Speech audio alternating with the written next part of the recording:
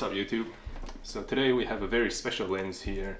It's the Tamron 70-180 f2.8 for the Sony E mirrorless systems. And I'm going to unbox it, show you the accessories inside, the specs, as well as give you my initial impressions on and off the camera. Let's get started. So the lens comes in this rather small white box here, and it says 6-year US warranty. So you know this is like a legit Tamron lens and not one from the gray market.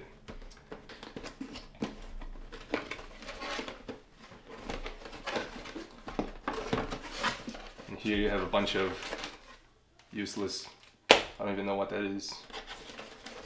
The actual lens is nicely packed between these two pieces of cardboard. Here is the lens we've all been waiting for. The Tamron 70-180.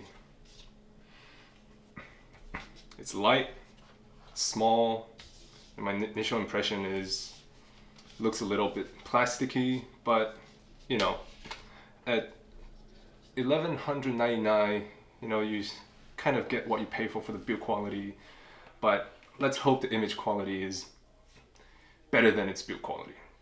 So this lens, you know, it obviously competes with the Sony 70-200 G Master or even the 70-200 f4. But one biggest advantage of this lens is it's very small and compact. So this thing has a filter size of only 67mm, you know, which is much cheaper than the bigger filter variants. And this thing, you know, only has a maximum diameter of 81mm, and the total length is just 149.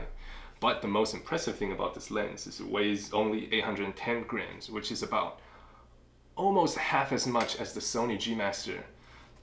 And it really does feel that way in the hand, you know.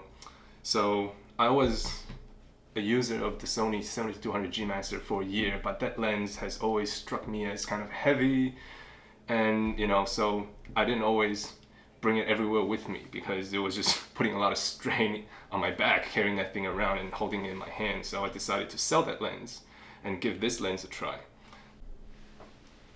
Now let's kind of talk about the features of this lens. So this lens has 19 elements in 14 groups.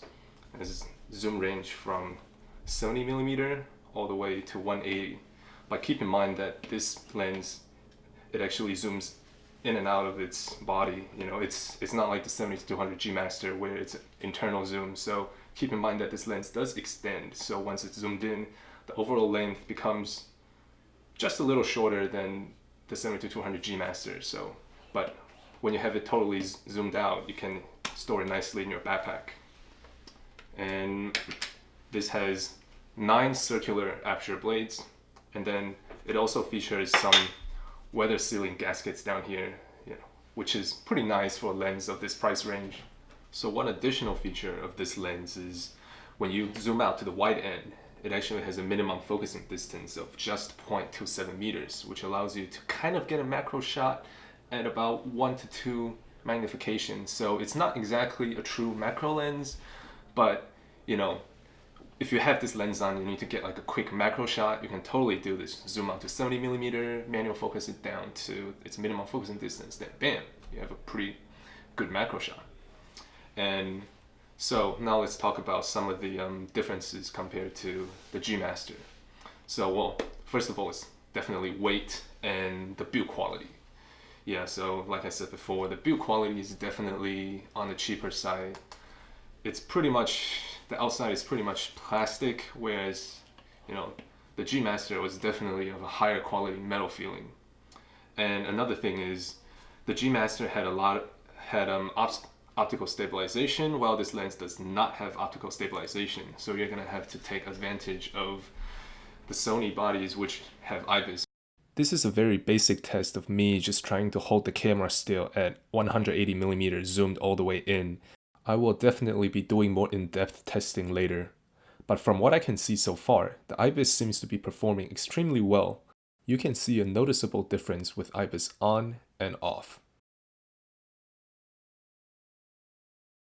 So on the side of the lens here, there really isn't much control buttons or dials, rings. There's only just this one this one lever which just locks the zoom range at 70, so you don't accidentally, you know, have the lens like zoom in when it's in your bag. It doesn't have anything like a focus limiter, autofocus to manual focus switch. It's really quite basic, but again, considering the price, I hope all that money has went into delivering great image quality, because that's what I'm looking for in this lens. So here I have an A7R4 with a 24-70 G master, and for size comparison, you know, this lens is actually almost exactly the same size.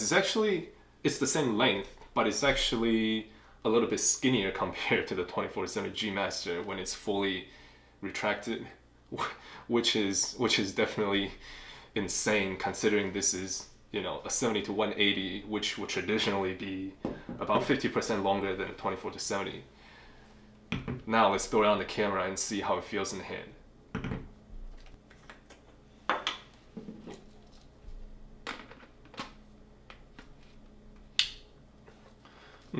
So the lens actually takes a little bit of force to twist on, so you can feel that, you know, the mount of the lens is actually very well built, and then the rubber gasket is indeed working. And in terms of how it feels in the hands, you know, this actually feels lighter than the 24-70 on my lens, and I gotta say, it does not feel like you're holding something like a 70-200 at all.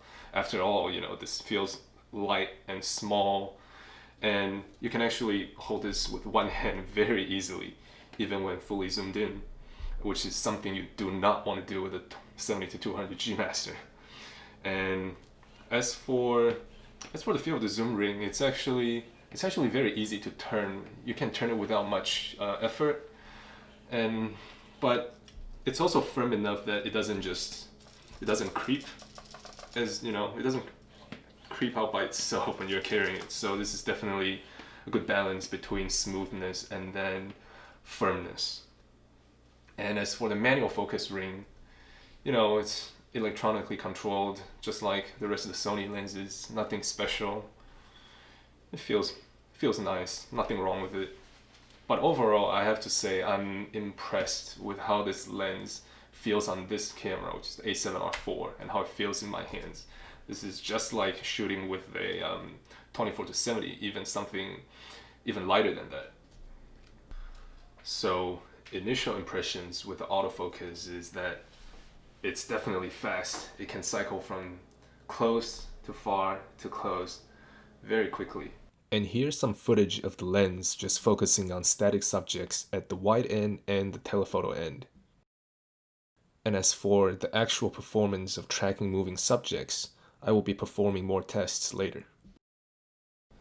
So I haven't had a chance to put this lens through its paces yet, going through all the autofocus and image quality tests, but my initial impression of this lens is definitely very, very good.